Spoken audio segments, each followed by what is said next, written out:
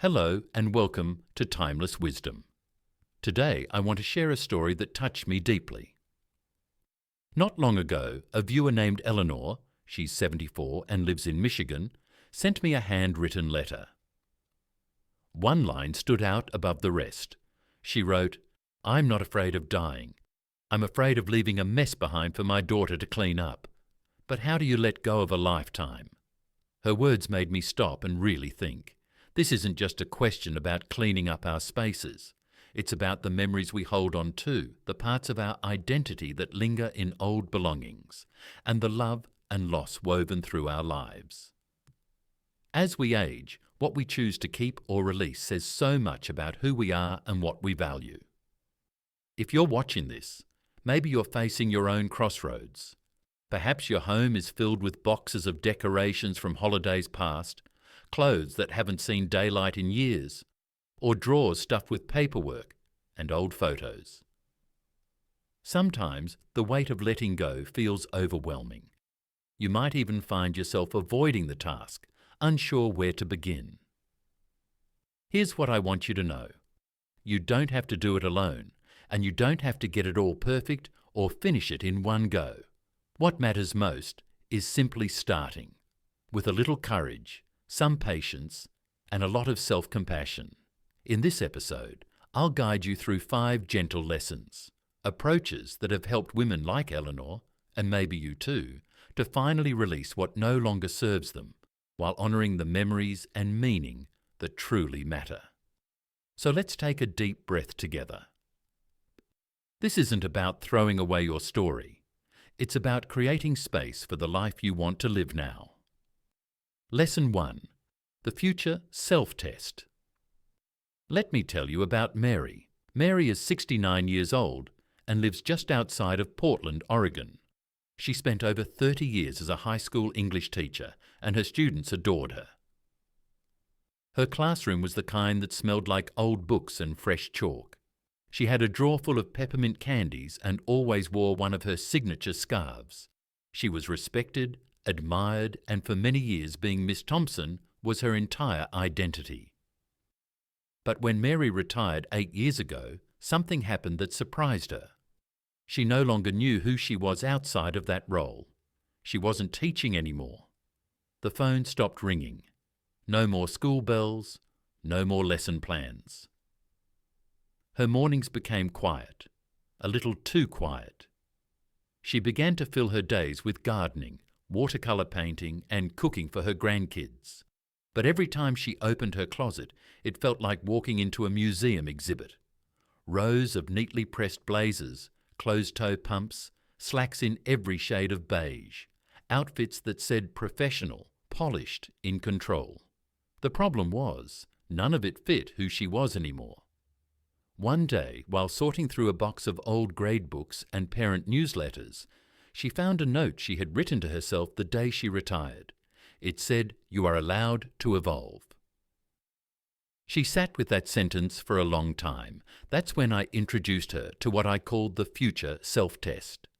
It's a simple but powerful question you ask yourself when you're trying to decide whether to keep something or let it go. You hold the item in your hands, take a breath, and ask, does this belong to the woman I'm becoming, or is it tying me to someone I've already been? Let me say that again. Does this serve the woman I'm becoming, or is it anchoring me to a past that's already complete? Mary started small. She chose one of her blazers. It was navy blue with silver buttons. Classic, elegant, and very Miss Thompson. She had worn it to parent conferences, school assemblies, and more than one retirement party for her colleagues. But in that moment, standing in her quiet closet, with her dog lying on the rug, and the sunlight coming in, she realized something. She no longer needed that blazer to prove her worth. Her wisdom wasn't hanging in that jacket. It lived inside her now. She folded it neatly, placed it in a donation bag, and whispered, "Thank you." And just like that, she took the first step into her new chapter. Over the next few days, she let go of a dozen scarves, 6 pairs of shoes, and even her old leather briefcase. Not because she was giving up on who she had been, but because she was finally making space for who she was becoming. The future self-test is not about forgetting your past. It's about honouring it by no longer making it the centerpiece of your identity. You're not frozen in time. You're allowed to grow. You're allowed to change. You're allowed to let go of the roles you've outgrown so you can step into the ones that still have space to bloom. So let me ask you gently, who are you becoming? Is she lighter, more joyful, more curious? Is she someone who spends mornings on the porch with her coffee and evenings trying new recipes just for the fun of it? Or is she someone who still feels weighed down by items that reflect a version of herself that no longer feels true? Here's what I want you to do after this video. Go to your closet. Pick one item. Just one. Hold it in your hands. Ask yourself, does this serve the woman I am becoming? If the answer is yes, find a way to truly honour it. Keep it with intention. Care for it. But if the answer is no, release it with love. Say thank you. Let it go. You are not erasing your past. You are clearing space for the rest of your life. And that, my friend, is one of the most loving things you can do for yourself. Lesson 2. The 10-minute miracle. Let's talk about Grace. Grace is 72 years old, lives in upstate New York, and has been a widow for 5 years. She's the kind of woman who makes strong coffee, reads the newspaper with a pen in hand, and still sends handwritten birthday cards to her nieces and nephews. Her home is quiet now, too quiet. She once told me after her husband passed, she found herself unable to touch anything in their shared spaces. The garage, the hall closet, the attic. She said it felt like trying to move through wet cement. One day, she decided she would finally tackle the attic. She brought up a folding chair, a trash bag, and a thermos of tea. But within 10 minutes, she was sitting on the floor, holding a snow globe from their first trip to Vermont, crying so hard she couldn't breathe. She called me that evening and said, "I can't do this, it's too much.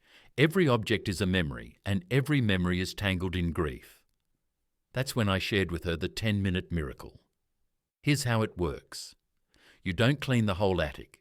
You don't organize the entire closet. You don't even look at the whole box. You choose one drawer, one small shelf, one envelope. You set a timer for 10 minutes, and you give that space your full attention. When the timer goes off, you stop. No exceptions. You close the drawer, walk away, and let it be done for the day. It sounds almost too simple, but for Grace, it was life-changing. She started with her husband's nightstand, just one drawer. She found an old watch, 3 pens that no longer worked, 2 pairs of glasses, and a birthday card she had given him when he turned 50. She kept the watch and the card, the rest she let go of. And when the timer rang, she stopped, even though part of her wanted to keep going. Here's the beauty of this method. You never get emotionally depleted. You never hit that point of exhaustion where you start putting things back just because you can't think straight anymore. With just 10 focused minutes a day, you bypass the emotional wall that usually stops us. You stop before the overwhelm hits. You give your heart space to breathe. Grace did this every morning after breakfast. 1 drawer, 1 envelope, 1 box.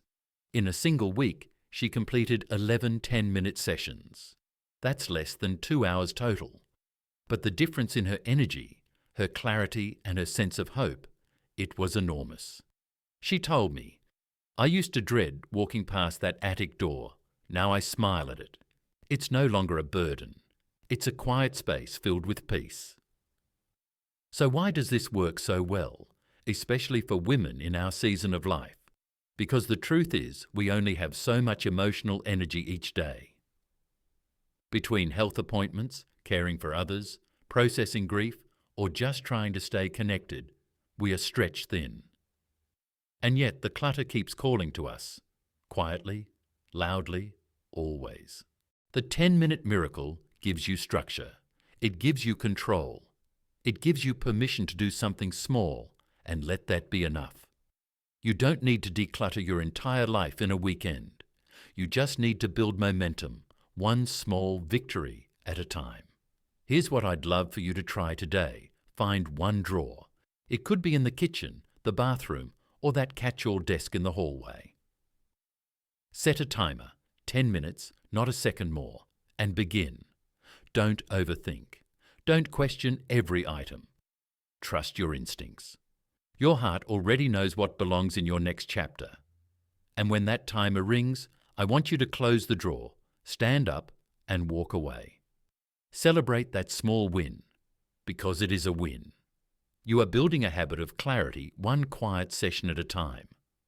Grace recently told me that these 10-minute moments have become her daily ritual, like brushing her teeth or saying her morning prayer. She even keeps a small notebook to log what she's let go of, both physically and emotionally. It's no longer about throwing things out. It's about making peace, letting go in gentle pieces instead of tearing through your memories with a heavy hand. So if you're feeling stuck, frozen by the idea of too much, remember this: 10 minutes, one space, one deep breath. That's all it takes to begin again. Lesson 3. The Gratitude Goodbye. Let me introduce you to Lois. Lois is 76 years old and lives in a quiet suburb just outside of Atlanta. Her house has a white porch swing, a bird feeder she keeps full for cardinals, and a kitchen that still smells like cinnamon long after the baking is done.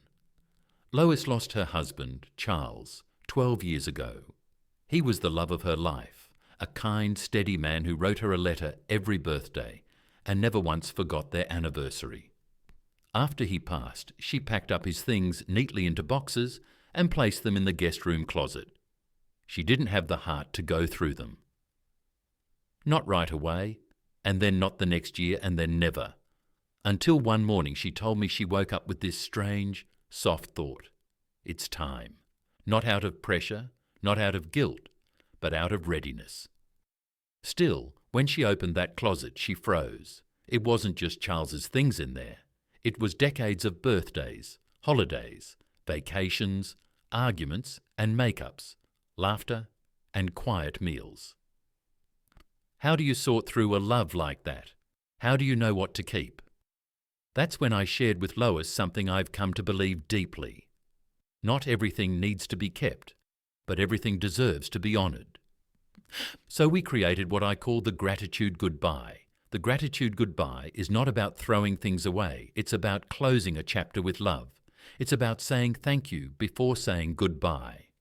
It is gentle, it is sacred, and it is healing. We started with Charles's letters. Every birthday, every anniversary, every little note he tucked into her suitcase before a trip, or into her lunch bag when she worked the early shift. Over 100 letters, carefully saved. Lois made a pot of tea, put on their favourite old jazz record, and sat by the window with a soft blanket. She read each letter out loud, one by one. Some made her laugh, some made her cry. Every single one reminded her of how loved she had been. For each letter she chose to let go of, she said a quiet thank you and placed it in a wooden box that we later burned in a small backyard ceremony. She kept the ones that still lit something in her heart, the ones she knew she might read again on a quiet Sunday. The rest, she let them go with deep gratitude. The Gratitude Goodbye helped her reclaim her home, not by forgetting Charles, but by making space for her own voice again. This ritual isn't only for lost loved ones. It works for all kinds of items with emotional weight. Childhood artwork, gifts from a former friend, clothes from a time in life that feels far away now. If it carries memory, it deserves a moment. Here's how it works. You choose the items you're ready to release. You don't rush, you don't judge. You simply hold each item and say, thank you. Thank you for the comfort. Thank you for the beauty. Thank you for the laughter or the lesson, or even the pain that helped you grow. You can write a short note. You can light a candle. You can take a photo if you'd like to preserve the memory without keeping the object. And when you're ready, you release it. Not into the trash, but into the next stage of life. Donated, recycled, or given with love. This is about letting go without guilt. It's about replacing shame with reverence. About understanding that objects are not proof of love. They are reminders of it. And you, wise as you are, get to choose which reminders you want to carry forward. Lois told me later, "I didn't think I'd ever be able to part with those things, but when I said goodbye with gratitude, it stopped feeling like loss. It felt like peace." So if you're holding on to something today, an old box, a pile of cards, a piece of clothing you can't bring yourself to donate, I invite you to try the gratitude goodbye. Give yourself permission to release with love, because when you bless the past, you don't lose it. You finally free yourself to live fully in the present. Lesson 4. The just in case. Myth, let's talk about something that lives in nearly every home I've ever walked into. The just in case drawer. You know the one. It's filled with random batteries, old keys, expired coupons, extra cords you can't identify, 3 tape measures, and maybe a pair of reading glasses that haven't been strong enough for your eyes since 2006. But here's the thing. Just in case doesn't only live in the drawer. It lives in your linen closet, your garage, your craft room. It lives in every corner where something is sitting quietly, unused, waiting for a moment that hasn't come and probably never will. I want to introduce you to Joan. Joan is 70 years old and lives in Wisconsin. She's a retired nurse with a heart the size of a church potluck. Over the years, she collected things not out of greed or carelessness, but out of love, preparation, and responsibility. She had backup supplies for every season, every possible occasion, every what if. An extra set of china just in case the family came over for a big dinner again. Craft supplies she might use for a grandchild's school project. Clothes from 3 different sizes because you never know. And enough extra blankets to house a winter shelter. Joan's heart was in the right place, but her home was heavy. Every drawer and shelf was filled, not with joy, not with use, but with fear. The fear that if she let something go, she might need it again and not have it, that she might regret it, that she might be unprepared. So I asked Joan 3 questions. I call it the replacement reality check, and it changed everything. Here they are. First, if I needed this item tomorrow, could I realistically get another one? Second, what would it actually cost me to replace it in today's world? And third, in the last 5 years, how many times have I truly needed this item? Let's take her 12 screwdrivers, for example. Yes, 12, all scattered across different drawers. Joan admitted she hadn't used more than one in recent memory. If she ever needed another, she could buy it for under $5 at the hardware store, or borrow it from her neighbour, or call her son. She kept one. The rest were donated to a local shelter that helped single mums furnish their first apartments. Then we looked at her old party supplies. She had plastic plates, punch bowls, fondue forks, tiki lights, all for parties she hadn't hosted in over a decade. She smiled and said, "I guess I thought if I kept it, the life I used to have might come back." And there it was, the real reason behind the clutter. Not preparation, not practicality, but longing. Letting go doesn't always mean admitting we don't need something. Sometimes it means admitting that a certain season of life is over, and that can hurt. But holding on to clutter doesn't bring those years back. It only clouds the beauty of the years you still have left. Joan made a new rule for herself.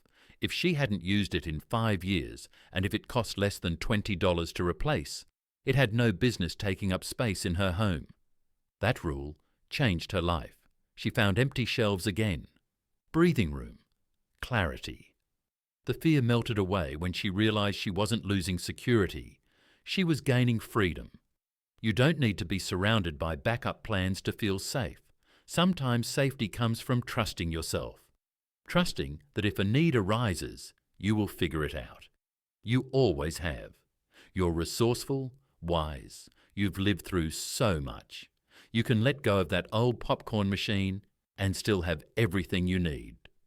So I ask you gently, what item in your home are you keeping just in case? And what would happen if you let it go? Would your life fall apart, or would you finally feel a little bit lighter? Do a small test. Choose one just-in-case item. Answer the 3 questions. And if you find that it's not truly serving your life anymore, let it go. Release it to someone who needs it right now, instead of holding it for a someday that may never come.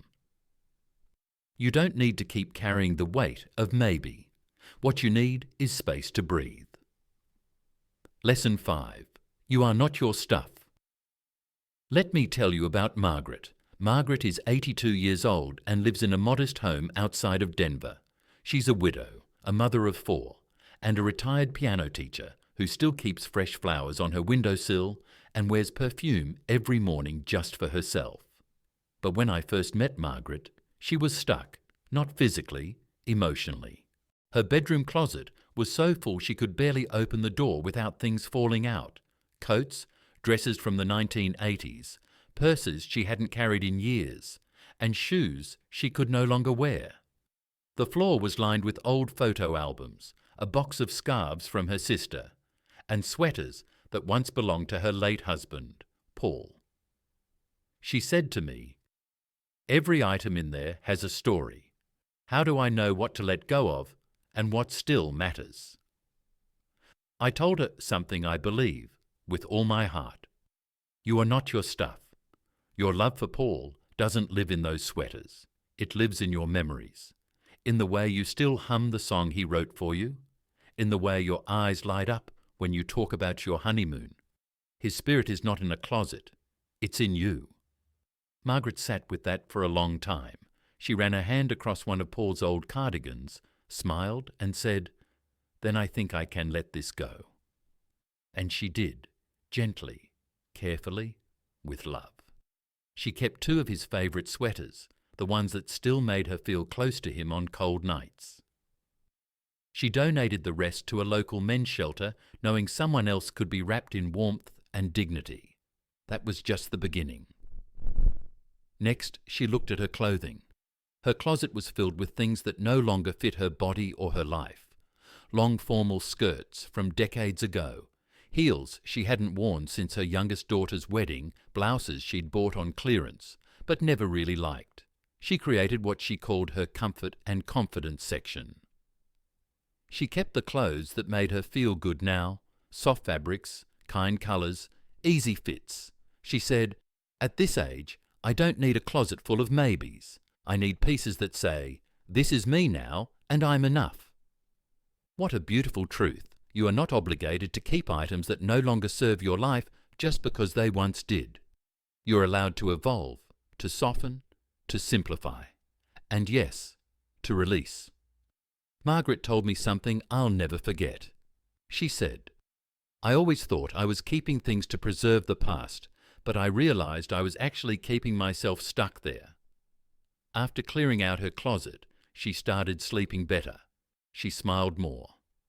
She began taking watercolor classes at the senior center and even booked a weekend trip with her daughter to Santa Fe, a trip she'd put off for years because there was just too much at home to deal with. Let me tell you something. In case no one else has said it lately, you are not the protector of everything that's ever happened. You are the author of what comes next. You do not have to keep that dress just because it fit you in 1985. You do not have to hold on to your adult children's artwork if they don't even remember making it.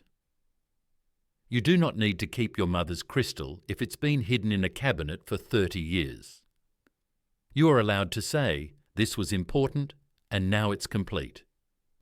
You are allowed to choose peace over pressure, lightness over guilt, space over sentiment. Letting go doesn't mean you're losing what matters. It means you're making space for what still can. So ask yourself gently, what part of your home feels heavy, and what would it look like if that space became a place of calm again? You've carried so much for so long. You deserve to walk lighter now, not because you're erasing the past, but because you're finally honoring the life that's still unfolding. take a deep breath with me. As you listen to these last words from timeless wisdom, remember, a new chapter is waiting for you. Somewhere in your home, maybe in a drawer, a box, or on a quiet shelf, there's a little space hoping for your kindness. Not your judgment or guilt, but your gentle release. Letting go isn't really about discarding things, it's about claiming space back for your life. Space in your home, your heart, your mind, and your spirit. You are so much more than old keepsakes or clothes that no longer fit. You're a living, evolving woman, holding more wisdom than any storage box could contain. And you deserve a life and a home that feels open, peaceful, and honest to who you are now. If today feels overwhelming, don't look at the whole picture. Just choose a single, small place to begin. A sock drawer, a forgotten teacup, a memory box you haven't opened in years. Each item you sort through isn't just clutter, it's a story. When you close a chapter with love and gratitude, even with a smile, you free yourself a little more. There's no rush and no single right way. Move at your own pace. However you do it, it's enough. You've already done something powerful. You showed up and you let yourself imagine life with a little less to weigh you down. That's worth celebrating. Before I go, let me ask, who is the woman you're still becoming? Is she lighter, happier, more at peace? Is she living at last for herself? Every drawer you empty, every object you send off with love, brings that woman closer to the surface. Letting go isn't forgetting. It's honouring the past and making room for the next beautiful season of your life. If these words moved you, share them with someone who needs hope. And if you haven't already, join us here at Timeless Wisdom so we can continue this journey together, one gentle step at a time. Perfection isn't the goal, peace is. You've carried so much for so long. Now let yourself be carried by simplicity, by freedom, and by the quiet grace that comes when you whisper, I'm ready, because you are. And as always, here at Timeless Wisdom, I'll be right beside you with every step forward.